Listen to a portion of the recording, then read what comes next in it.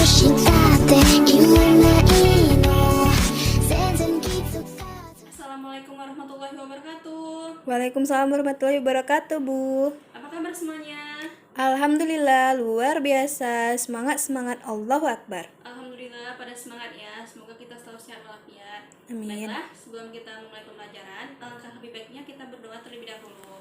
Berdoa dimulai. Berdoa selesai. Nah, selanjutnya itu presensi. Baiklah, Ibu ingin bertanya, apakah ada yang belajar tadi malam? Saya, Bu. Ya, coba Kamila sebutkan apa materi kita pada hari ini. Materi kita tentang struktur atom, Bu. Bagus ya. Nah, teman-teman yang lain, apakah ada yang tahu apa yang dimaksud dengan struktur atom? Tidak, Bu, kami belum belajar. Nah, coba Kamila sebutkan apa yang dimaksud dengan atom. Atom adalah unit terkecil penyusun makhluk hidup, Bu. Baik, bagus ya. Beri aplaus untuk temannya. Nah, baiklah. Lebih jelaskan ya apa itu atom. Jadi atom merupakan unit terkecil yang ada pada makhluk hidup dan tidak dapat dibagi lagi dan tidak dapat dimusnahkan. Nah, yang dikatakan Kamila tadi benar ya. Untuk lebih jelasnya, Ibu akan menjelaskan terlebih dahulu kompetensi dasarnya, yaitu pertama mampu mendeskripsikan pengertian atom, kemudian mampu menyebutkan partikel-partikel penyusun atom. Adapun tujuan dari pembelajaran kita pada hari ini ialah pertama, siswa mampu menyebutkan apa itu atom. Kedua, siswa mampu menyebutkan partikel-partikel penyusun atom. Nah, adapun indikatornya yaitu pertama, siswa dapat menyebutkan pengertian atom dan siswa dapat menyebutkan apa penyusun-penyusun dari atom.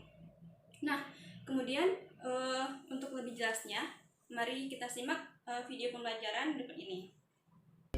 Halo, kali ini kita akan belajar tentang struktur atom, yaitu materi kimia SMA kelas 10 menggunakan animasi struktur atom 3 dimensi. Materi struktur atom terdiri dari kompetensi dasar dan indikator pembelajaran sebagai berikut.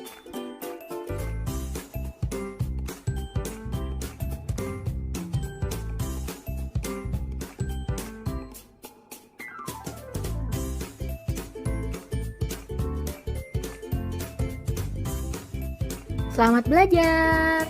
Alangkah lebih baiknya kita berdoa terlebih dahulu sesuai keyakinan masing-masing agar diberikan kemudahan.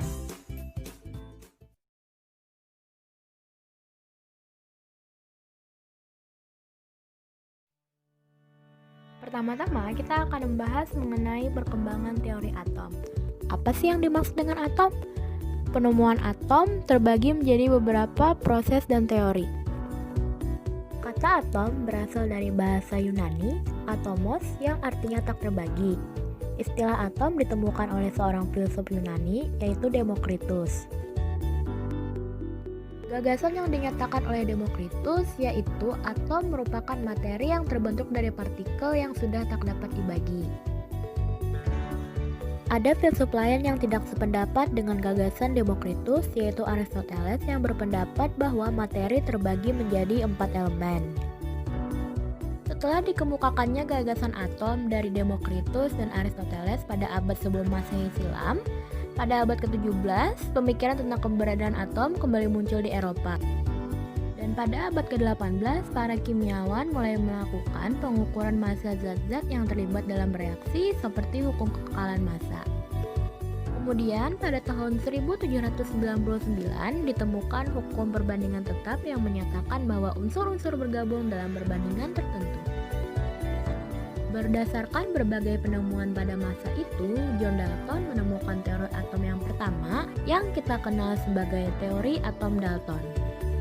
Selama hampir 100 tahun, teori Dalton diterima oleh sebagian besar ilmuwan. Namun, ketika berbagai penemuan muncul seperti radioaktivitas, mulai muncul gagasan baru tentang teori atom. Salah satu materi penyusun atom, yaitu elektron, ditemukan oleh Thomson dengan menggunakan eksperimen tabung sinar katoda. Pada tahun 1909, model Thomson dibantah oleh Rutherford yang menemukan teorinya dari eksperimen hamburan sinar alfa. Teori atom yang dikemukakan oleh Rutherford masih memiliki kelemahan. Teori atom ini dikembangkan oleh Niels Bohr yang melakukan percobaan spektrum hidrogen. Selanjutnya, kita akan lebih memahami tentang model-model atom menggunakan animasi 3 dimensi. Model atom Dalton. Semua materi tersusun dari partikel-partikel terkecil yang tidak dapat diciptakan dan tidak dapat dimusnahkan yang disebut atom. Atom-atom unsur sejenis adalah sama, tetapi atom-atom unsur tidak sejenis tidak sama. Selama reaksi kimia, atom-atom dapat bergabung atau kombinasi atom-atom dapat dipecah menjadi atom-atom terpisah, tetapi atom-atom itu sendiri tidak berubah. Jika atom membentuk molekul, maka atom-atom ini akan bergabung dengan angka perbandingan bilangan bulat sederhana, seperti 1:1, 1:2, 1:3, dan seterusnya. Thomson menemukan teori atom Thomson melalui eksperimen tabung sinar katoda. Berikut merupakan bagian dari tabung sinar katoda. Sumber tegangan tinggi. Katoda. Anoda. Dua pelat bermuatan listrik, biru minus, merah plus. Magnet. Permukaan lapisan khusus. Tabung gelas dengan udara yang telah dievakuasi. Eksperimen tabung sinar katoda sebagai berikut. Jika medan magnet dan medan listrik hidup. Jika medan magnet dan medan listrik mati. Jika hanya medan magnet yang hidup. Jika hanya medan listrik yang hidup.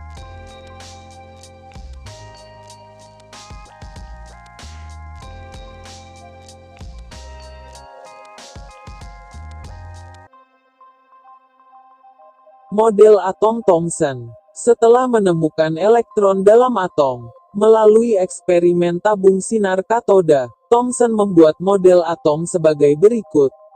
Atom adalah suatu materi berbentuk bola bermuatan positif yang di dalamnya tersebar elektron-elektron, model roti kismis.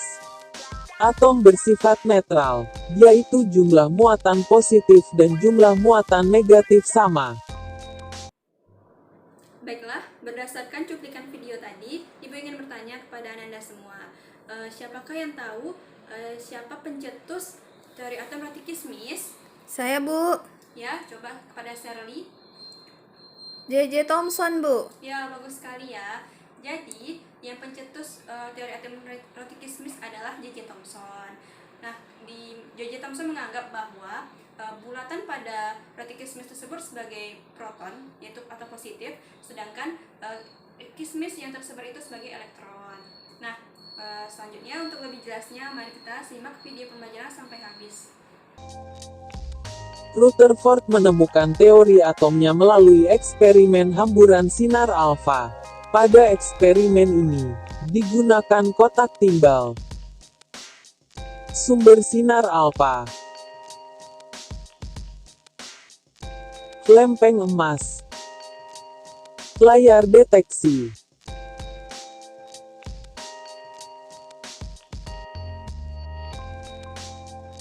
Eksperimen hamburan sinar alfa sebagai berikut.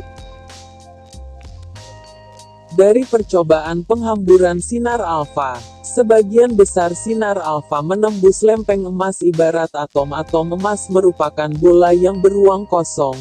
Sebagian kecil sinar alfa dibelokkan dan dipantulkan karena sinar alfa mendekati atau menumbuk inti atom yang bermuatan positif dan bermassa besar.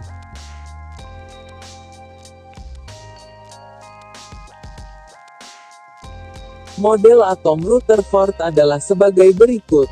Atom terdiri dari inti atom yang bermuatan positif, sedangkan elektron yang bermuatan negatif mengelilingi inti atom.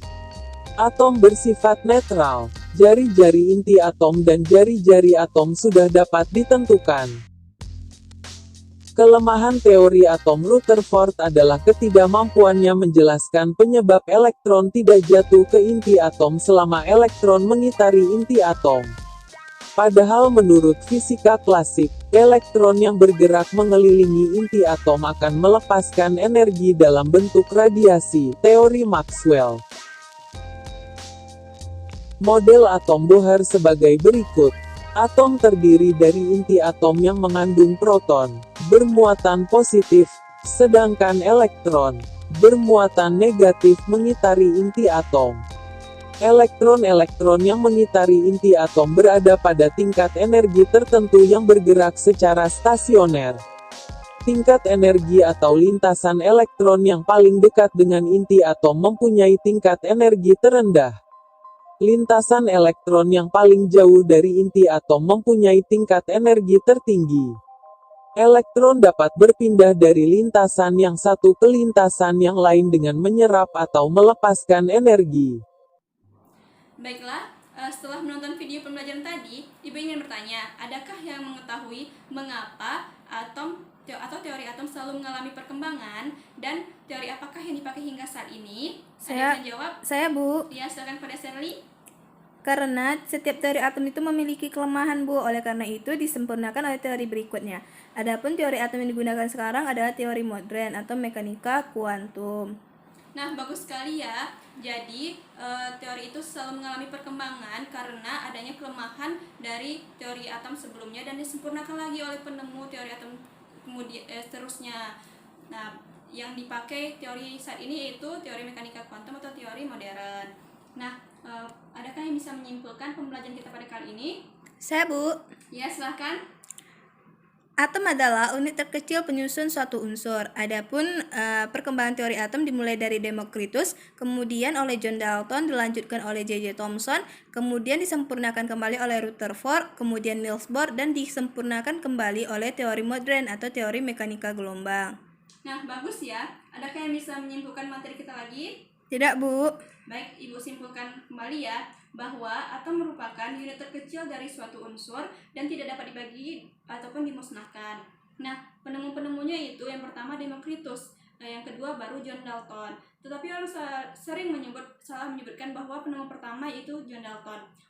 Itu salah ya. Jadi yang benar itu yang benar ya, penemu pertama Democritus dan disempurnakan lagi oleh John Dalton, bahwa ia menyebutkan bahwa atom itu seperti bola pejal. Kemudian disempurnakan lagi oleh J.J. Thomson, yang mana ia menyebutkan bahwa atom itu seperti roti kismis, yang mana bulatannya itu seperti proton, dan yang kismis yang tersebar itu yaitu merupakan elektron. Dan teori J.J. Thomson ini disempurnakan lagi oleh Rutherford. Ia menyebutkan bahwa terdapatnya proton dan elektron. Nah, kemudian teori selanjutnya disempurnakan lagi oleh Niels Bohr, yang mana ia menyebutkan bahwa atom itu seperti tata surya yang mempunyai lintasan-lintasan tertentu. Kemudian yang mana lintasan itu yang protonnya itu merupakan sebagai tata surya atau matahari, dan elektron yang menyebar itu disebut seperti planet. Nah, jadi selanjutnya disempurnakan lagi oleh teori mekanika kuantum atau teori modern, yang mana di sini dia juga menjelaskan kebolehjadian suatu elektron itu ditemukan. Nah, baiklah, untuk lebih memahami atau mendekatkan ketakwaan kita kepada Allah, materi pada hari ini berkaitan dengan surah Al-Zalzalah ayat 7-8, yang mana berarti jika kita melakukan kebaikan sebiji zarah pun itu akan dibalas. Begitu juga sebaliknya. Jadi biji zarah yang sangat kecil ini diumpamakan dengan atom, yang mana atom ini walaupun dia kecil sangat tetapi terdapat di seluruh dunia. Di tubuh kita pun terdapat atom tersusun dari partikel-partikel atom. Jadi atom ini sangat berguna karena dia penyusun dari setiap partikel. Tidak hanya kita, benda mati, benda hidup, pokoknya semuanya tersusun dari atom. Nah, baiklah, untuk lebih memperdalam atau menambah pengetahuan kalian, silakan kerjakan materi atau LKS pada halaman 20, dan jangan lupa mempelajari materi selanjutnya yaitu tentang sistem produk unsur atau SPU. Minggu depan Ibu tanya lagi. Dan kemudian selalu ingat ya, protokol kesehatan yaitu selalu menjaga kesehatan, jangan membersihkan lingkungan sekitar, selalu memakai masker, selalu menjaga jarak, dan membawa hand sanitizer jika diperlukan. Baiklah, dengan membaca hamdalah, alhamdulillahirobbilalamin, Ibu akhiri. Terima kasih. Jika terdapat kesalahan, Ibu mohon maaf. Wassalamualaikum warahmatullahi wabarakatuh. Waalaikumsalam warahmatullahi wabarakatuh. Terima kasih, Bu.